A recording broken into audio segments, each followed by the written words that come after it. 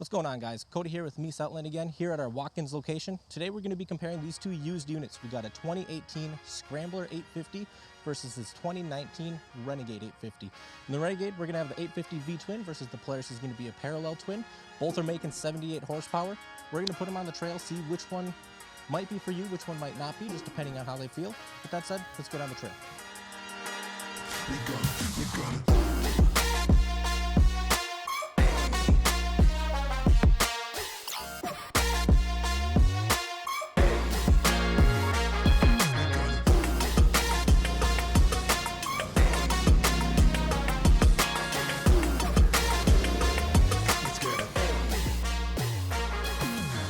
Alright, first up we're going to be hopping on the Renegade here, taking this for a quick little test ride. Like I said, this is a used unit. This one is a 2019. It's only got 380 miles on it, so it's still basically not even through the break-in period.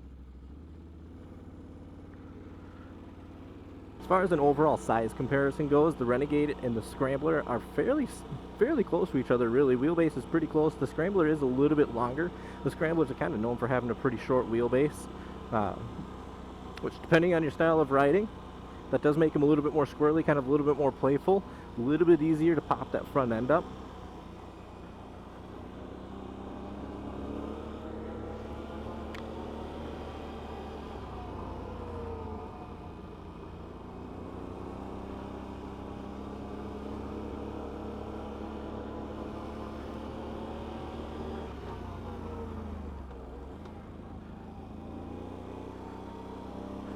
I can definitely feel that with that shorter wheelbase, it is a little bit more playful. The rear end is kind of a little bit easier to get flung around if you need to.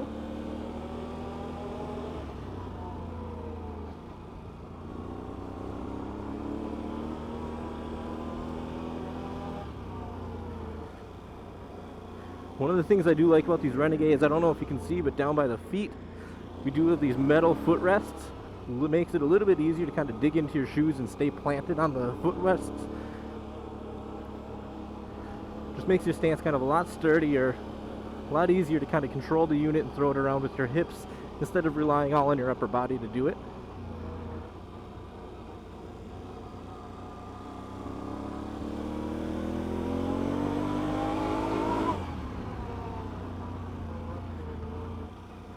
Plenty of pull from the V-twin motor there.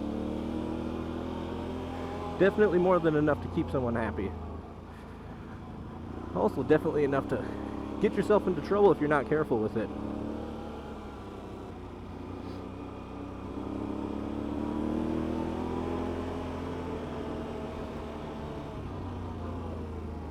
Braking power is nice.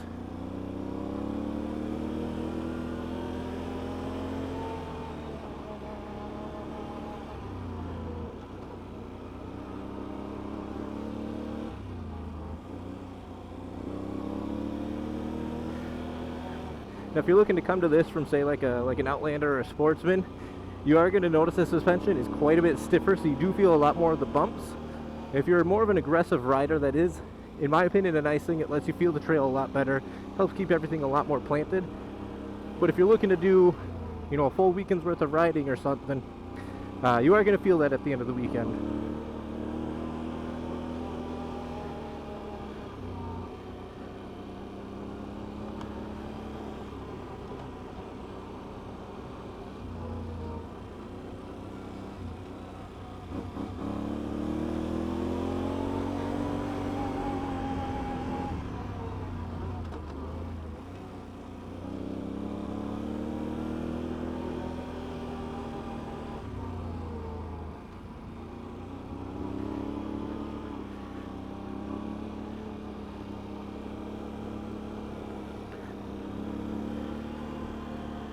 Yeah, overall a great handling machine, really spirited feeling, plenty of fun. I don't think this is something that you're going to get bored with anytime soon.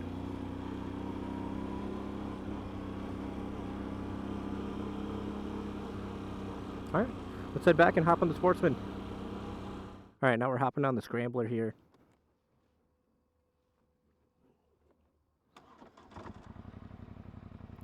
This one does have a little bit more miles. It's got 2,300 on the clock here.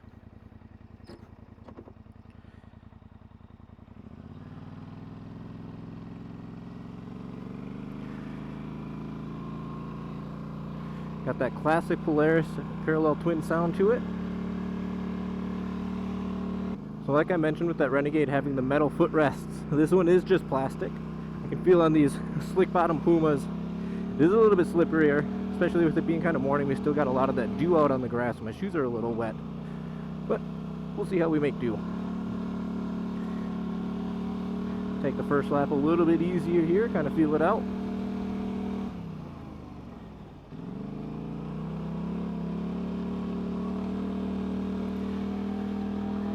Immediately, one thing I noticed with the brakes, this is pretty classic Polaris with the engine braking and everything.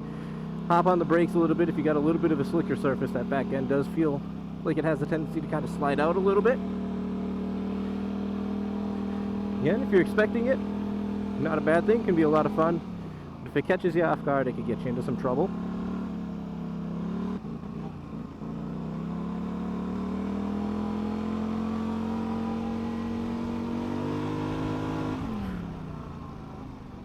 Also plenty of pull in the straightaways there. A little bit of a different feel. I do feel like the parallel twin is a little bit more smoother for power delivery versus the V-twin feels a little bit torqueier. Just in terms of throttle response at least. Alright, we'll go for a second lap.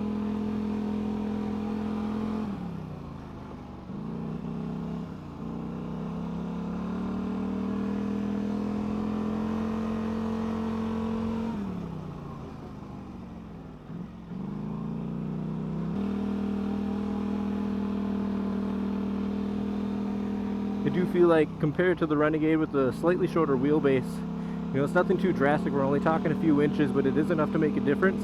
I do feel like the Renegade felt a little bit more planted and more confident in the corners.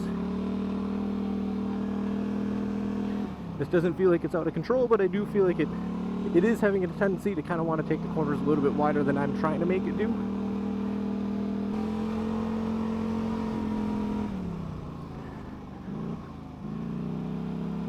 Kind of how that's translating is feeling like maybe I need to get on the brakes a little bit sooner than I would on the Renegade. And again, like the Renegade comparing to the Outlanders, the Scramblers comparing to the Sportsmans, you do have a little bit stiffer of a suspension feel.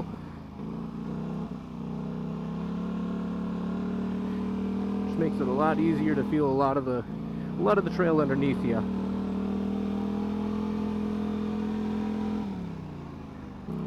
Alright, we got a couple of laps done. Let's get back over to the trees there and hop off and kind of go over what we thought.